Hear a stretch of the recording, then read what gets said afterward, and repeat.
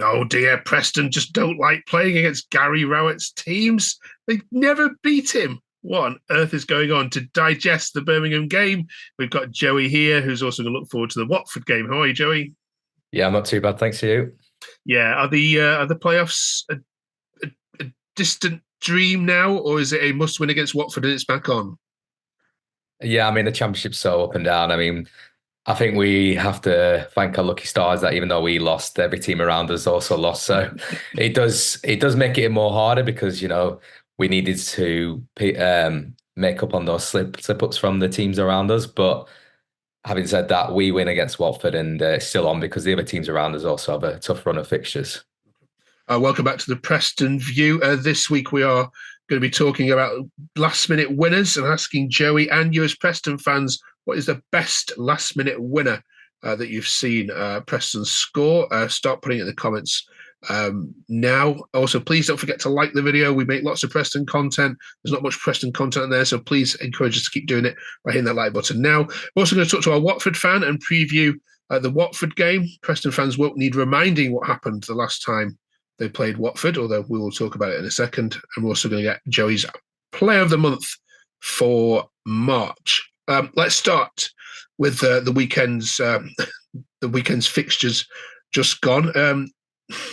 How do you assess Preston's performance? You've seen the good and the bad, haven't we, of your team over the last 6 days? Yeah, I mean, obviously we're expecting to beat Rotherham, which we did, and we did it comfortably. I think some fans were probably disappointed we only scored three, but I think, at the time it seemed like a good sort of tactic to sort of second half, not actually put too much energy and not, rely on some of the key players because we'd won the game and we had the game on the Monday. So I thought, well, that sounds like a good idea. We're going to be fresh and ready to go for Birmingham because we've done nothing this second half. But when we got there, it was completely chalk and cheese. And actually, we did look knackered for some reason. I don't know what it was, but we just wasn't up to shape. Fair play to Birmingham. I actually thought they were really good. They didn't look like a team down at the bottom. They were playing some really good stuff. And looking at the squad players before the game, I did suggest that they're in probably a false position. But I think they sort of caught us out a bit, really. And to be honest with you, we didn't really offer any threat at all. I mean, we had a few times where we got in behind them, but we just made the wrong decisions. But apart from that, I think they were quite comfortable. They were just happy to sort of run down time.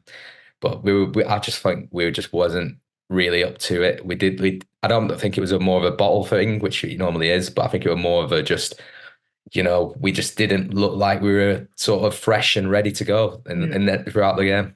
Yeah, it's your first loss in what, four away games, I think. And this is a stat that I thought was crazy, that this is the only fixture against Birmingham where Preston have made two mistakes that have led to opposition shots on goal. Previously, you've only had one, so I think it just goes to show. And you're still in with the squeakiest of chances, aren't you? Beat Watford at 62 points. That would be the most that Preston have accumulated since 14-15. And it's game on, isn't it? Yeah, I think it is. I think, like I said, the Championship's it's a funny league, and a few wins here and there. I think we can be back in it. We've got Huddersfield the game after Watford, so we win our next two games. We go into the Norwich game probably being in some similar sort of position, maybe with a game in hand, and also being able to have that game against them where if we win it, we're back in the race again. So I don't think it's over, but it's disappointing. But then you look at, like, say, Coventry losing at home to Cardiff, which to me is, I think I'd been more disappointed to lose at home to Cardiff, a team who you'd think haven't really got anything to play for, rather than away to a team battling hard and, like I say, I think who've actually probably in a false position themselves and know how to get out of it. And like you say, against a Rowett team who just knows how to beat us. So that's always a problem as well. Yeah. What is it about Preston and not being able to beat Gary Rowett? Gary Rowett.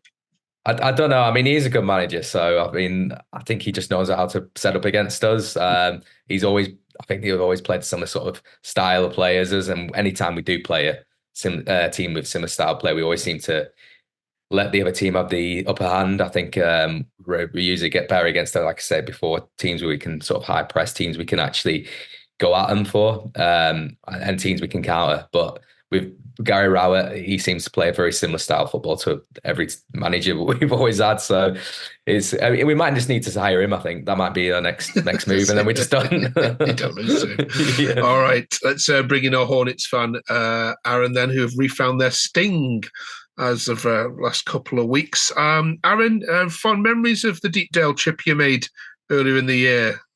Yeah. I mean, I think that was sort of when we were in our pomp this season. That was when we thought the season was going to go in one direction and end up going the other. No, I mean, unfortunately, I don't think we'll get a repeat of that. But no, definitely fond memories. Yeah. Joey, was that your worst performance of the year, the Watford game? I know it was 5-1, but have there been worse? I'm not sure. I mean, the first half, actually, I thought we actually played really well. I think we probably dominated the first half, but then the second half, definitely. But then having said that, Watford played some really good counter-attacking football and really just caught us out many times. You know, it could have been even more at the end of it. But yeah, I think it's up there. I think just definitely the second half. I mean, it's stuff of nightmares, really, that second half performance. Aaron, Watford aren't really playing for anything at the moment. What sort of style and brand of football is cleverly brought to your side? Are you enjoying watching this Watford side more than you were? Yeah, well, it's a total change of shape for a start. We've gone into a back 3 or 5, you might say, and we've looked a lot more solid for it. We're definitely getting a bit more out of Emmanuel Dennis now, with sort of the more of a 2 up front dynamic. We sort of it's quite fluid in the way we attack, with him and Bio sort of interchange, and we've had Asprilla and Cohen in behind them at points. No, it is a bit different to Valerian Shaw, which I have to say I didn't expect. I didn't think that Tom was going to come in and change it tactically. I thought he was just going to be a bit of a sort of like a man manager and a bit of an arm around you kind of person, rather than a bit of a tactician. So no, it'll be interesting. Joey, does this game represent do or die for Preston? Lose this and you know you join Watford in the mid-table doing nothing group. Does Ryan Lowe have to lose his conservativeness for this fixture and just go for it? Yeah, which could be a huge gamble against this Watford side who have got a lot of threatening attacking players, and I think that could be, like you say, it could be quite a worry, but I think we have to go for it. We have to get the win here. Especially as I mean, I don't know if you know, but it's a Gentry Day, which is a big day for the Preston fans. So we'll be selling out our away end, and we always want the players and the management are always like know how much it means to the fans, and they always try and put on a performance. So if they don't show up like they didn't on Monday, then that will be disappointing. I think more than actually the fact that we'll be out of the playoffs, it'll be the fact that they didn't show up on Gentry Day. So I'm hoping for both reasons we can pick up a win, and it just gives us nicely then, because we've got a good home fixture. Although it won't be easy because they're down at the bottom against Huddersfield, and then hopefully if we get the 2 wins there, going to that Norwich game would be massive. Let's get some score predictions from you both before I ask you, Joey, for your player of the month for March. Aaron, you can head first because it's at Vicarage Road. Yeah, I mean, I'll be honest. Preston every year, I sort of almost forget about them, and then I look at the table and I'm like, oh wow, they're in the playoffs, and they're almost in the playoffs. So I never really know what to expect. But just based on our recent performances, I think we've only been going in the right direction with Cleverley so far. And I'd like to see him get his first win at Vicarage Road, and I think he will. So I'm going to go with 2-0. Okay. Joey? It could be anything, this one, but I'm gonna go sit on the fence here. And I'm hoping we win, like I said, for the reasons, and that the players and the management know how much it means to us. But I'm going to go 1-1. Okay. 1. Thank you, Aaron. Enjoy the game. We'll pop you off for a second. Joey, player of the month for March for you? So the player of the month for me, I'd say, has been Liam Lindsay. We've kept 3 clean sheets out of 4. And he's been massively part of that, especially the Hull and the Plymouth games. I thought he was outstanding. I think he might have made a mistake he sort of hit it at the player for the Stoke goal, but that game was a bit of a write-off anyway. But I think the other 3 games, yeah, and there's not been anyone consistent in the scoring this month. So I'm going to go for a defender, boring as it is, but Liam Lindsay. The defenders never get these awards, do they? So good on you.